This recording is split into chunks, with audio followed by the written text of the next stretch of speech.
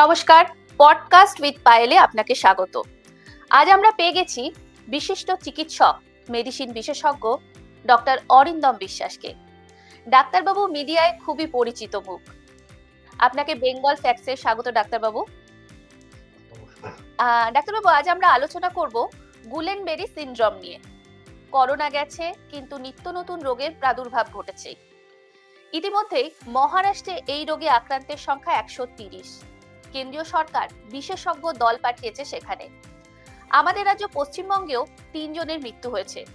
অন্যান্য রাজ্য থেকেও আক্রান্তের খবর আসছে। আচ্ছা ডাক্তারবাবু, আপনার কাছে জানতে চাইবো, এই গুলেনবেরি সিনড্রোম বা জিবি সিনড্রোম আসলে কি ধরনের রোগ? এই রোগের কারণই বা কি? দেখুন, এই রোগ প্রথম ধরা পড়ে বলবো না, চিহ্নিত হয় 1904 সালে। জিবি সিনড্রোম হচ্ছে পেরিফেরাল নার্ভ, অর্থাৎ ব্রেইন আর স্পাইনাল কর্ডের বাদ দিয়ে যে নার্ভগুলো বিভিন্ন শরীরে যাচ্ছে, হাতে পায়ে, সেই নার্ভগুলোকে আক্রান্ত করে। এইবার ঘটনা হচ্ছে কোথায় করে? একটা নার্ভের মধ্যে একটা ডেনড্রন আছে, একটা সেল বডি আছে, আর একটা অ্যাক্সন আছে। অ্যাক্সনের কাজটা কি? সেল বডি থেকে ইম্পালস গুলো নিয়ে অন্য জায়গায় ছড়ানো। এবার অ্যাক্সনটা কোথায় মিট করে? সেটা মাসেলে করতে পারে, সেটা কোনো আরেকটা নার্ভে মিট করতে পারে, বা কোনো গ্ল্যান্ডে। নার্ভ ইম্পালস থাকে বলেই তো আমি কথা বলছি আপনার সাথে, আমি বুঝতে পারছি, বা আমি হাতটাকে যে নড়াচ্ছি, সবটাই কিন্তু হচ্ছে নার্ভ ইম্পালসের জন্য। এটা মাসেলকে সাপ্লাই দিচ্ছে। এবার জিবি সিনড্রোম কি হচ্ছে? এই যে অ্যাক্সনের কথা বললাম, অ্যাক্সনের ওপর একটা নার্ভ শীথ থাকে, যেটাকে আমরা বলি মেডিকেল পরিভাষায় মায়েলিন শীথ। এই মায়েলিন শীথটাকে নষ্ট হয়ে যায়। এবার এই নষ্ট হতে গেলে কি হবে? নার্ভের যে ইম্পালসটা হবে সেখানে একটা চলাচলে ব্যাঘাত ঘটবে, অর্থাৎ মাসেলে যেটা যাওয়ার কথা ঠিক মতো মাসেলে যাবে না। তখন কি করবে? মাসেল উইক হয়ে যাবে। এবার কেন এটা হচ্ছে? এটা অ্যান্টিবডির দ্বারা। কোনো অ্যান্টিবডি গিয়ে মায়েলিন শীথটাকে শেষ করে দেয়। অ্যান্টিবডির মূল কাজটা হচ্ছে কোনো বহিরাগত পদার্থ শরীরে প্রবেশ করলে সেটাকে চিহ্নিত করে সেটাকে ধ্বংস করে দেওয়া। কিন্তু কিছু ক্ষেত্রে এমন হচ্ছে যে অ্যান্টিবডি তৈরি হলো, সেটা শরীরের নিজের অঙ্গকে চিহ্নিত না করতে পেরে তাকে আক্রমণ করে। এখানে মায়েলিন শীথ আক্রান্ত হয় এবং নার্ভটা আক্রান্ত হয়। সেই রোগটাকে বলি আমরা জিবি সিনড্রোম। এর একটা ইতিহাস। আচ্ছা। ডায়রিয়া 6 সপ্তাহ আগে বা 4 সপ্তাহ আগে, রেসপিরেটরি ইনফেকশন বা কোনো ভাইরাল ইনফেকশন, অথবা ডায়রিয়া, অথবা কোনো ভ্যাকসিন, এর একটা ইতিহাস থাকে। সেই থেকে কয়েক সপ্তাহ বাদে একজন রোগী বলবে আমি চলতে পারছি না, হঠাৎ হলো, বা কয়েক সপ্তাহের মধ্যে দ্রুততার সাথে হলো, আর যে বসা অবস্থায় আমি ঠিক মতো উঠতে পারছি না। তখন আমরা যদি ইতিহাসটা পুরোপুরি পুঙ্খানুপুঙ্খভাবে যাচাই করি, তখন যদি এই উপসর্গগুলো থাকে, তখন জিবি সিনড্রোম হিসেবে চিহ্নিত হয়। এটাই জিবি সিনড্রোম। আচ্ছা ডাক্তারবাবু, এই রোগ কি ছোঁয়াচে? আর এই রোগে কারা আক্রান্ত হওয়ার সম্ভাবনা বেশি, মানে কাদের আক্রান্ত হওয়ার সম্ভাবনা বেশি? জিবি সিনড্রোমে সব বয়সে আক্রান্ত হয়, কিন্তু প্রধানত বলে 30 থেকে 50। কিন্তু কোনো আচ্ছা। বয়স নির্দিষ্ট নেই। আর প্রথম কথা, ছোঁয়াচে নয়। এটা যে 6 সপ্তাহ আগে কোনো ভাইরাল ইনফেকশন অথবা ডায়রিয়া, বিভিন্ন ভাইরাস আক্রান্ত করতে পারে। ডায়রিয়ার মধ্যে ক্যাম্পাইলোব্যাক্টার জেজুনি বলে একটা ব্যাকটেরিয়া আছে, যেটা ডায়রিয়া কজিং এজেন্ট। তো সেই ডায়রিয়াটা যেটা এটা করে, সেই সুতরাং ছোঁয়াচে বিষয়টা না। কিন্তু কেন আচ্ছা। আজকে মানে একটা অংশ আক্রান্ত হয়, সেটার কারণ কিন্তু এখনো জানা যায়নি। আচ্ছা, এই যারা আক্রান্ত হচ্ছে ডাক্তারবাবু, তাদের কি সেরে ওঠার সম্ভাবনা তাদের কতটা? মানে হাতে পায়ে তো অনেক সময় দুর্বলতা লাগতে পারে। তাহলে ওয়ার্নিং সাইনটা কি, যে রোগী বুঝতে পারবে যে চিকিৎসকের কাছে যাওয়া প্রয়োজন? দেখুন, ওয়ার্নিং সাইন, আপনি যদি বসা অবস্থা থেকে উঠতে না পারি, চলাফেরাতে অসুবিধা হয়, আমরা নিশ্চয়ই বিষয়টা চিকিৎসকের গোচরে আনব। চিকিৎসককে বলবো আমার কি অসুবিধাটা হয়েছে। চিকিৎসক সেই ইতিহাসটা যাচাই করে তারপর কিন্তু জিবি সিনড্রোম ডায়াগনোসিস করবে। জিবি সিনড্রোমের পরীক্ষা হয়, আগে ক্লিনিক্যালি চিহ্নিত করে তারপর সে এমআরআই হোক, লাম্বার পাংচার হোক, যে শিক দ্বারা থেকে আমরা জল বার করে দেখি, 2 নম্বর হোক, আর নার্ভ কন্ডাকশন ভেলোসিটি বলে পরীক্ষা আছে, সেগুলো আমরা করি। এই করার পর আমরা জিবি সিনড্রোমটা ধরতে পারি। চিকিৎসা দ্রুততার সাথে শুরু হলে তাহলে কিন্তু পেশেন্ট ভালো হবে। অসুবিধাটা আমি আসছি, আপনি একটা কথা বললেন কদিনে সারবে। সাধারণত 3 থেকে 6 মাসের মধ্যে কিন্তু রিকভারি হয়ে যায়, আর মর্টালিটি কিন্তু 3% থেকে 13%। এবার মর্টালিটির একটা কথা বলি, জিবি সিনড্রোম 4টে ভ্যারাইটি আছে, ঠিক আছে? আচ্ছা। এবার যেটা হচ্ছে, সাধারণত এটা পা থেকে ওপরে ওঠে, নিচ থেকে ওপরে যায়। এইবার যখন পেরিফেরাল নার্ভ, আবার একটা গুরুত্ব দিয়ে বলছি, পেরিফেরাল নার্ভ জোর দিয়ে, এইবার উপরে উঠতে উঠতে উঠতে উঠতে উঠতে উঠতে কখনো তারা অটোনমিক নার্ভ ধরে, তখন গিলতে অসুবিধা হয়। আবার রেসপিরেটরি মাসেলগুলো উইক হয়ে যায়, তখন কিন্তু ভেন্টিলেটরের প্রয়োজন হয়।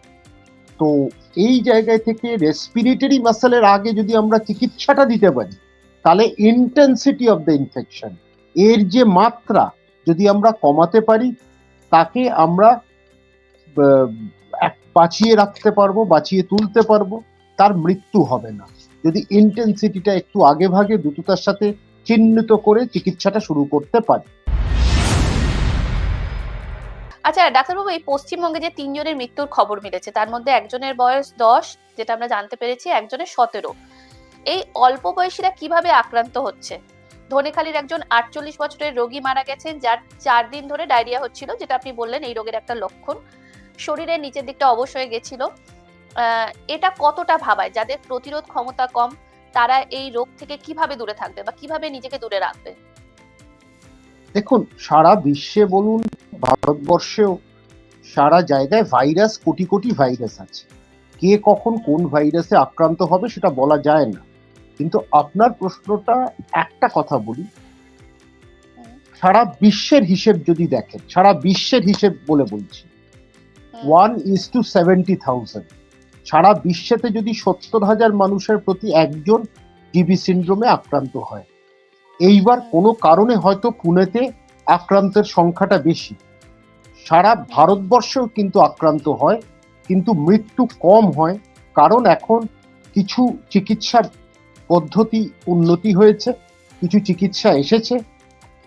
যদি আমাকে প্রশ্ন করেন চিকিৎসা আছে কি, আমি বলবো না, there is no cure, there is no specific treatment, কিন্তু ইন্টেন্সিটি, কিওর নেই, কিন্তু ইন্টেন্সিটি অফ দ্য ইনফেকশন যদি আমরা কমাতে পারি, সংক্রমণের মাত্রা, শরীরে অ্যান্টিবডির মাত্রাটা যদি আমি কমাতে পারি, তাহলে এই নার্ভ ডিস্ট্রাকশন, নার্ভগুলো যে ক্ষয় হয়ে যাচ্ছে বা ধ্বংস হচ্ছে, সেটাকে আমরা কিন্তু প্রশমিত করতে পারি। এই প্রশমিত করতে পারলে মানুষের জীবনহানি হয় না। আচ্ছা, রাজ্যের স্বাস্থ্য দপ্তর বলছে যে এই রোগ আগেও ছিল, চিন্তার কিছু নেই। কিন্তু নতুন করে যেভাবে আক্রান্তের ঘটনা যেভাবে সামনে আসছে, সাধারণ মানুষ কি চিন্তা ঝেড়ে ফেলতে পারবে? এই রোগে আক্রান্ত হলে সুস্থ হতে মোটামুটি আপনি বললেন 3 থেকে 6 মাস সময় লাগে। এই রোগের কি কোনো স্টেজ আছে, যে স্টেজের পর মানে বাঁচানো মুশকিল? যেটা একটা আমি আলোচনা করলাম, ওপর থেকে যদি মাসেল, নিচ থেকে যদি মাসেলগুলো অবশ হতে থাকে বা দুর্বল হয়ে যায়, আমরা যে শ্বাস প্রশ্বাস নিচ্ছি, আমি যে আপনার সাথে কথা বলছি, শ্বাস প্রশ্বাস তো নিচ্ছি, পুরোটাই কিন্তু কাজ করছে মাসেলের ওপর নির্ভরশীল। আমরা মাসেল যদি উইক হয়ে যায়, আমরা কিন্তু শ্বাস প্রশ্বাস নিতে পারবো না। তো সেই ক্ষেত্রে একবার যদি রেসপিরেটরি মাসেল যেগুলো আছে সেগুলো যদি আক্রান্ত হয়, তখন কিন্তু ভেন্টিলেশন প্রয়োজন হয়, তখন কিন্তু একটা জীবনহানির প্রবল সম্ভাবনা থাকে। এটাকে আটকাতে কি, যদি আমরা ধরতে পারি, আমরা যদি 1 সপ্তাহের মধ্যে চিকিৎসাটা শুরু করে দিতে পারি চিহ্নিত হওয়ার পর বা খুব দ্রুততার সাথে, তাহলে দেখবেন মানুষের জীবনহানি হবে না, তাকে আইটিইউতেও যেতে হবে না, তাকে সামান্য হাসপাতালে একটা ইনজেকশন দিয়ে আমরা সেটা সারাতে পারি, বা প্লাজমা ফেরেসিস দিয়ে সারাতে পারি। কিন্তু দ্রুত চিহ্নিতকরণের প্রয়োজন আছে, চোখ নাক কান খোলা চিকিৎসককেও রাখতে হবে, চোখ নাক কান খোলা যে মানুষ আক্রান্ত হচ্ছেন বা তা কষ্ট পাচ্ছেন তাকেও কিন্তু চোখ নাক কানটা খোলা রাখতে হবে। তাহলে ডাক্তারবাবু আপনি বলছেন মানে লক্ষণ, মানে শর্টে যদি আমরা মানুষকে বোঝাতে চাই যে কোন লক্ষণ হলে ফেলে রাখবেন না, অবিলম্বে চিকিৎসকের কাছে যান, সেটা হলো বসা বসা অবস্থা থেকে যদি আমাদের উঠতে সমস্যা হয়, তাছাড়া ডায়রিয়া। যদি ডায়রিয়ার ইতিহাস থাকে, সে ডায়রিয়া থেকে একেবারে ভালো হয়ে গেছে, 4 থেকে 6 সপ্তাহ বাদে দেখছে আমি মাসেল গুলো উইক হয়ে যাচ্ছে। উইক মানে আপনি হাঁটতে পারবেন না, হাঁটতেই পারবেন না। আচ্ছা, আপনি যদি হাঁটতে পারবেন না, একদমই, এটা খুব দ্রুততার সাথে হয়। শুরুতেই হচ্ছে এটা মাসে হয় না, এটা একদম দ্রুততার সাথে ঘন্টা থেকে সপ্তাহের মধ্যে হয়। সুতরাং মানুষের বুঝতে আচ্ছা, অসুবিধা হয় না, মানুষকে ডাক্তারের কাছে যেতেই হবে। এখন মানুষকে যে রোগী যাচ্ছেন তাকে সেই ইতিহাসটা খুব মনে রাখার কিছু না। আমার 6 সপ্তাহ আগে ভাইরাল ইনফেকশন, 6 সপ্তাহ মাত্র, 6 বছর তো না, যে ভাইরাল ইনফেকশন হয়েছে মনে থাকবে, এটুকু বললেই চিহ্নিতকরণ হয়ে যায়। মৃত্যুটা হচ্ছে কারণ চিকিৎসার হয়তো বিলম্বিত হচ্ছে, বা ডাক্তারের কাছে যখন পৌঁছে যাচ্ছে তখন একটু বিলম্ব হয়ে গেছে, তখন রেসপিরেটরি মাসেল গুলো ধরে গেছে।